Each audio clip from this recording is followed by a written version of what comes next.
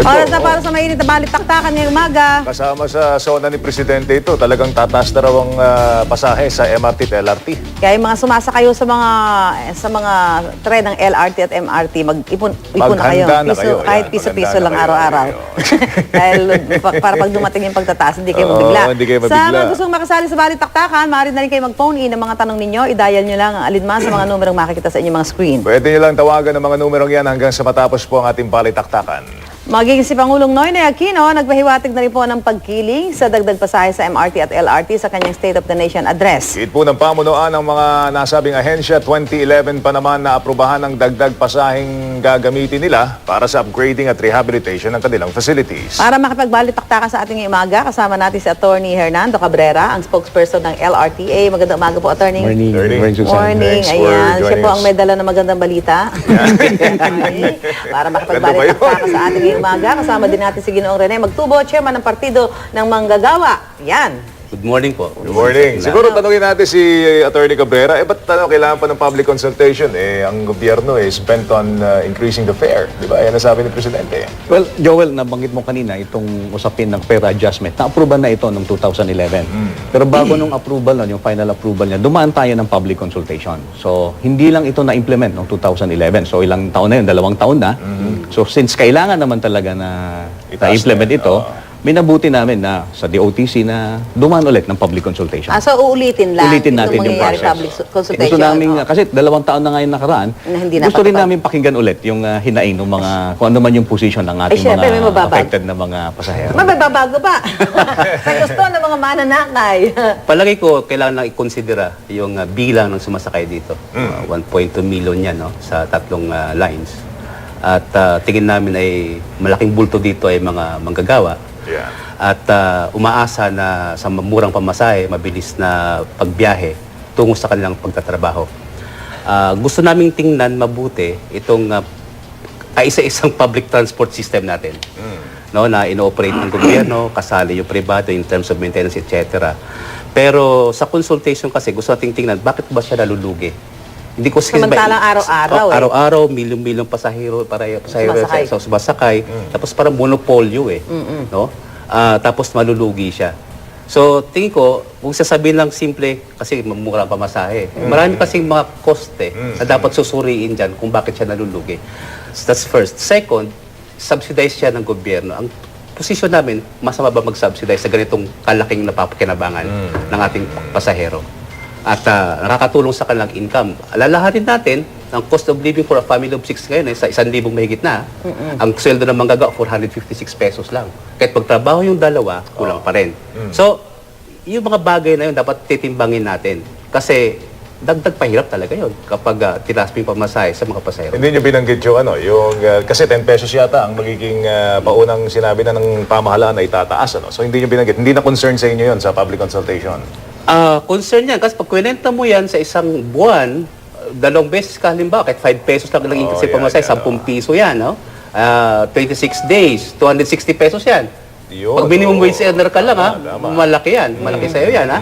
So, sa milyon-milyon kayo. Tapos ang issue dyan, kung sinasubsidize ng gobyerno, bakit hindi? Kung talaga nakakatulong. Marami tayong sinasubsidize. Biyahe ng presidente, sinasubsidize natin. Biyahe ng congressman, sinasubsidize natin. Biyahe ng senador, sinasubsidize natin. Sila wala binabayad nun. Tax at lahat yun, ng gobyerno. Tony, nalulugi ba? Yes, ulitin ko, unang-una, yung tungkol sa sinasabi ni Karen na kailangan natin busisihin, gagawin natin po yan sa public consultation. Ilalatag po natin lahat, yung mga expenses, kung ano yung mga kinikita. So ilalatag natin lahat. Ginawa ho natin yan noong 2011, nilatag natin lahat. Kung magkano rin, pati yung subsidy na binibigyan ng gobyerno, nilatag natin lahat yan. Pangalawa, doon sa, ayaw ko sanang discussin muna yung mismong fare matrix. Kasi nga, malalaman natin ito, mailalatag natin natong maayos kapag natapos yung public consultation. Kaya lang, I have to correct siguro yung impression na parang 10 pesos kaagad yung hindi po kaagad na pagka natuloy po ito at ini-implement natin, hindi po magdadagdagan automatic na 10 piso yung kung ano yung binabayad mo ngayon, magdadagdag ka ng 10 piso. Hindi po ganon. Ang sinasabi po namin is that for a 2-year period, magkakaroon tayo ng increase ngayon at saka next year. Dinivide lang ho natin. Tapos yung 5 pesos na yon, pag dinivide mo, actually hindi rin ibig sabihin na 5 pesos yung idadagdag mo. Ang sinasabi natin dito is yung average kasi yon. Unang-una, hindi lahat ng pasahero sumasakay ng end-to-end. In fact, sa data namin, ang sumasakay lang ng dulot-dulo, mga 2 to 3% lang, napakakunti. Ang bulk ng pasahero, sumasakayan 8 kilometers yung kanilang biyahe. Okay. So using 8 kilometers distance traveled na yon, i-compare mo yung binabayaran mo sa ngayon sa 8 kilometers na biyahe mo doon sa paparating na fare adjustment, on the average, mga less than 5 pesos lang ang ibabayad mo. sasakali. Dagdag. Yes. So sinasabi nyo, yung maximum na 5 pesos sa unang bagsakan, yun yung sumasakay ng dulo-dulo. Hindi. Yung 8 kilometers 8 na average. kilometers, Yes. alright. Which nandun yung bulk ng pasahero natin. Okay. So ano po yan? Yung kung ganun ba, Mr. Magtubo, iba hindi pa magiging acceptable. Yun na nga, kinukwento ko kahit sabi mo 5 pesos 10 pesos balikan yan Kwenta mo yung 2060, 260 pesos siya. Pag minimum wage earners ka, earning 7,000, ako patay. Baka sabihin naman ito naman, ayaw nyo na magtataas kami. O magkano ba magiging acceptable? Hindi. Bago tayo mag-usap sa acceptability, tignan muna natin ang operations. Kasi, ito, suspetsa ko Kasi, lahat ng ating public utilities pinaprivatize na. Ito yata natin na natiling medyo government subsidized, government operated, semi-semi. Pero may plano dito na i-privatize yata in the long run. Ang privatization schemes natin sa bansa, kasalit naging cost efficient at saka maging mura, nagmamahal. Kasi ang orientasyon naging negosyo, hindi serbisyo. Tingin ko, pauna rin natin itong public transport system natin. Kung gobyerno hahawak, gobyerno na hahawak. Kung i-subsidize, nakakatulong, i-subsidize natin. Kasi in the long run, hindi na tayo dapat bumalik dun sa old transport system natin na may pollution, may traffic, hindi efficient yung pagta-travel. Kasi pag kwento mo lahat ng cost na yan, detrimental sa environment saka sa mga tao din in the long run. At dapat maging efficient yung public transport system na suportahan natin yan na owned by the government. Yun yung posisyon Pero natin. hindi ba, talagang hindi natin maiwawaglit ang katotohanan na kailangan mag-upgrade po ng facilities at para mag-upgrade ka ng facilities, kailangan mo ng pondo. No? Tama So, Totoo din po yun. oo. Totoo din po yun. Kaya kailangan natin imbestigahan lahat ng mga cost na inflicted dyan sa operations. So ako sinasabi, parang kailangan i-upgrade yung facilities. Are you saying po, Mr. Magtubo, na kuhanin na lang natin sa budget ng gobyerno, wag naman kami mga mananakayang perwisyuhin, ganon. That's one. Pwedeng ganun. Kasi ako naman, at masama, in-subsidize mo yung pamasahe ng iyong May kasamaan ba doon? Kasi sinasubsidize mo naman yung ibang mga government. Hindi, Yung syempre, travel nga lahat ng ng- senador, kung lahat ng Guzman sa bagay na president, hindi- sinasubsidize mo Lahat ng bagay na hindi ka gagastos, masaya ka, di ba? Ganun ba? Di ba, Tama rin. Mr. Attorney, di ba? Ganun din Nagsuspect yan. ako si doon. Nililinis mo yung utang Anong liabilities kunyari na hindi pa na-imbestigan. Tapos ipapasa mo sa private sector. Baka ito'y pang-PPP na naman Yung, So, yun yung sinasabi Okay. Yung natin. contention ni Karen no? Bakit hindi nga ba dapat i-subsidize ng gobyerno ito? Kasi alam mo sa Beijing, ang train system nila doon hanggang 7 levels Pero regardless kung gaano kalayo yung sasakay mo, 2 yuan lang ang sinisingil nila doon. So subsidized ng gobyerno talaga yun. Well, actually, itong objective ng fare adjustment natin, hindi naman actually totally tatanggalin natin yung subsidy. Ang objective lang dito is mabawasan kahit papaano yung Yung subsidy subsidy. binibigay. Subsidy. So yung matitipid natin, doon sa subsidy na kinukuha namin, magagamit yun ng government sa ibang mga projects. So itong fare adjustment ito, siguro yung doon sa projections namin, mga 1 billion lang yung malilikom namin So it's still not enough actually para i-cover mo lahat yung subsidy. So mababawas lang konti doon sa subsidy. So tuloy pa rin yung subsidy pero hindi ganun kalaki. Meron bang madadagdag sa facilities? Yes, kasama yon. Consistent yan na approval ng DOTC at saka LRTA board na dalawang bagay kasi na yung long term at saka short term. Yung mga short term, kaya nating gawin lahat yun. Mabilis yun. Yung mga tinatawag natin ng mga basic station services, elevators, escalators, CR, mga ticketing system natin, ma-improve natin yan. Short term yan. Pero yung mga long term, ito yung mga hindi mo kaagad maiha sa katuparan within the next 1 year or 2 years, tulad ng pagbili ng bagong bagon. Hindi naman parang sabon yan, napunta ka lang sa palengke, makakabili ka agad. So, ino-order yan, yung mga trend. So, it would take us time. Kaya lang, bottom line nun, kailangan mo ng karagdagang pondo. So sakasakali po, Attorney, na tataas nga ang pasahe, parang kung wala namang kayo magagawa, Mr. Magtubo? Ano naman na mai-offer natin sa mga sasakay dyan? Kasi di ba ngayon, daing yung masikip, di ba? Ano pa ba ang mga reklamo natin dyan? Masikip, mahabang mahabang pila. Maraming madalang mandurukot. Ano Yes, i-offer? yun nga, yung tulad nga ng sabi ko kanina, Susan, dalawang klase yan yung short term at saka long term. Yung short term natin, yung mararamdaman natin kaagad, yung ulitin ko ulit, yung basic station services natin, no? Yung elevator, escalator natin, mas improve yung ating mga facilities for security purposes. Yung mga tellers natin, yung kanilang mga ginagamit na machines, yung mga gates, so may improve natin kaagad yan. Mga station upgrading. Station upgrading. Yes. Pero bagon, definitely hindi na sa check makukuha yung bagon natin, no? Dahil nagkaroon ng kontrobersiya doon sa... Oo nga. Yun pa yung kasi ganito, matapos, halimbawa lang, no? Nag-usap tayo, nag-consultation, transparent natin, etc. Tapos may costing, no? Naayos yung mga liabilities na yon through fair hike, halimbawa. Okay. No? Tapos, ipapasa ba natin sa private sector to? Kasi may ganun mga plano eh. May ganun mga plano, ipaprivatize mo. Parang nilinis mo lang yung mga liabilities kasi ipaprivatize mo. Parang mali yatang patakaran yun. No? Tapos mong ayusin, Pag-committee natin si attorney. ipasa mo sa private sector, di ba? Attorney, may plano bang naman gano'n? policy Well, yun. meron near tayong future. ongoing ngayon, yung extension ng Line 1, yung Cavite Extension Project. Ano yung private yan? Private yun. Mag-i-invest naman kasi sila doon. So, kailangan din nilang bawiin yung in-invest nila. Pero hindi naman tayo papayag na yun nga, yung parang magiging gatasan na lang nila ito. So, meron tayong mga set na parameter May dyan. regulation kayo May dyan. regulation tayong mangyayari. Definitely yun, makakaroon tayong regulation. Karanasan na natin sa power. Karanasan natin sa tubig, no? Na-privatize yun eh. So, ano nangyari? Sabi't mag-efficient, tumaas eh. Di sabi ni attorney, hindi daw eh. Sana nga. Yun ang precisely na binabantayan natin na hindi Kasi tayo kailangan- matulad sa ganon. Kasi sa akin, ang posisyon namin, yung mga public utilities dapat hawak ng gobyerno. Regulated dyan, subsidized ng gobyerno. Kung ngayon nakakatulong, lalo na sa mga mahihirap natin. Hindi masamang mag-subsidize. Alam mo, inakala namin, attorney, na sa pagpasok ng administrasyon na ang battle cry ay tuwid na daan, hindi tayo papasukan ng anomalya. Pero ito, Ayun, dito yes, sa pagbili ng bagon, Marami. napasukan na naman tayo ng anomalya. At mismo yung ambassador ng Czech Republic ang nagsasabi na sila'y kinikikilan.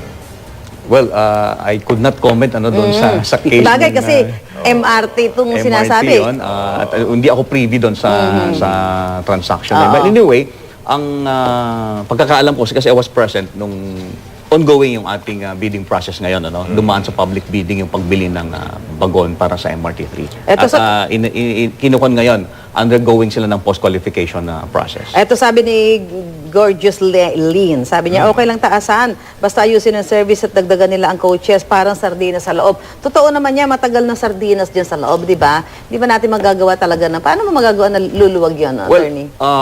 Unang-una is magdadagdag tayo ng bagon. Bagon. Kaya lang, sabi ko nga, hindi kaagad na magagawa yan. It would take some time kasi nga, yung pag-order pa lang, tsaka yung manufacturing process yan, aabutin ng 1 taon. Okay. So, ang pinakamabilis, yung short term na pwede nating gawin is yun nga, yung mga basic talaga na station services natin. Yun lang muna. Yun lang muna. So yung pagiging sardinas, wala pa. Ano Ang ba? tagal kasi plinano yan, ano? Yung gobyerno ang nag-iisip niyan. Bakit ang tagal? Hindi na project. May projections naman ng pasahero eh. Sa araw-araw eh. Bakit hindi na project na kailangan ng ganitong dami ng bagon? First year, second year pala ng operations. Ilang taon na yung MRT. Baka nagko-compute kasi.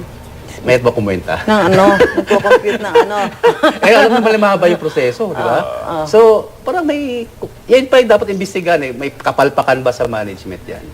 May mga cost dyan, no? Na pag in-add up mo lahat, no, ibabaling lang sa pamasahe ng mga tao. So, pero pag efficient yung system, based sa investigation natin, maging cost-effective siya eh. Hindi burden sa gobyerno, hindi burden sa pasahero. So, yun ang gusto namin makita eh. Bago tayo mag-usap ng fair hike.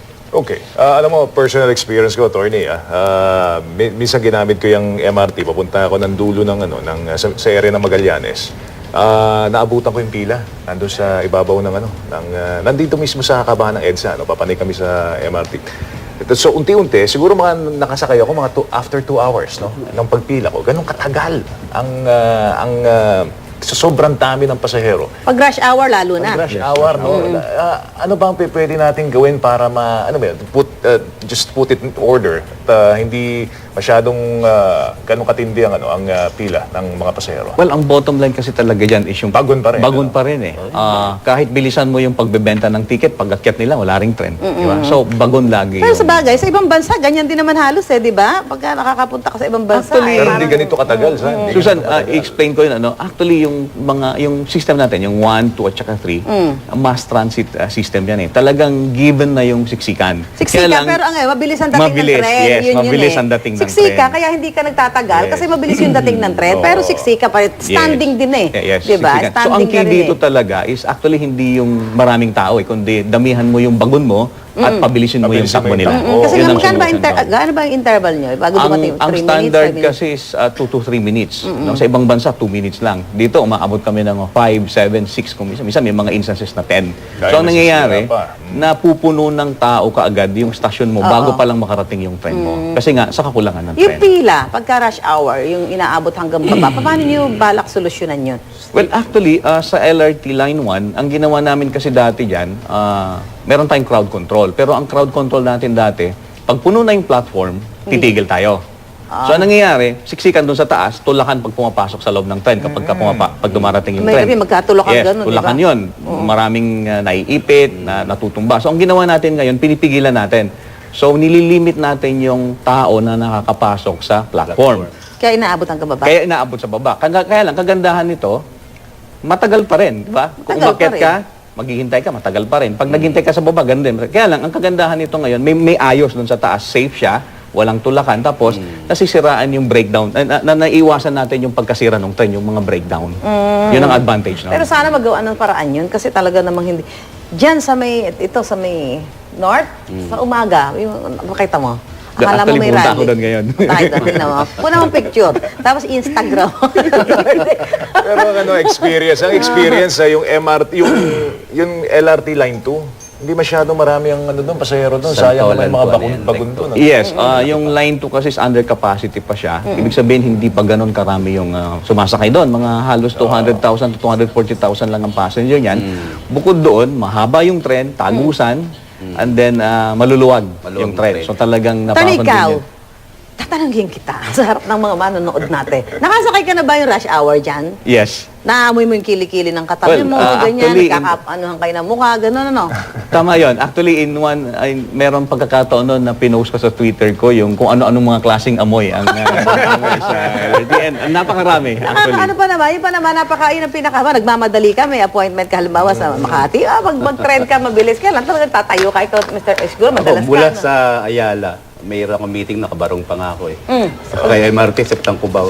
Wow. Pagbaba ko ng Cubao, voice na voice ang mukha ko. Bulago na din ka na. Binibad mo na yung ano mo. Sa siksikan. Ano yan ha? Alas 2 pa ng hapon yun ha? Si ano kaya? Si Secretary Abaya kaya, sir, nakasakay na. Well, Yayain there mo was a kaya time minsan. na umikot siya. Ay, pag umiigot yun, Rush maluwag hour, eh. dapat, rush hour. Saka pasakay mo si Secretary ng walang security, walang ano, para alam niya talaga, yung magtutulakan ganon. Sabihin ni Secretary. Para madaliin yung pagbili ng bagon. Sabihin ni Secretary, nararamdaman ko na ang damdamin ng ating Experience mga ninyo. mamamayan. Invite natin siguro. Invite mo Please. siya. Saka kasi pag sumasakaya yung security, alam ko na sa kaya. Hawi. Hawi muna eh. So hindi yun ang natural na nangyayari. Dapat maramdaman mo talaga yung totoo. Tama. Di ba, attorney? Kailan tayo magtutur? Anytime. Ako naman eh. Anytime naman. Alam mo naman ako kung saan. Anytime. Pag isang tawag nyo lang eh. Available ako lagi. Si Attorney Cabrera, napaka-active niyan eh. Sa Twitter, sa Instagram. Saka pag tawagan mo yan, action man din yan eh. Na Mr. Magtubo, sir. Kaya nga ang panawagan nga namin, buksan natin yung libro ng LRT, MRT, ano natin. Tapos yung operations niya, anong mga cost yan. At kwentahin natin maigi sa harap ng publiko.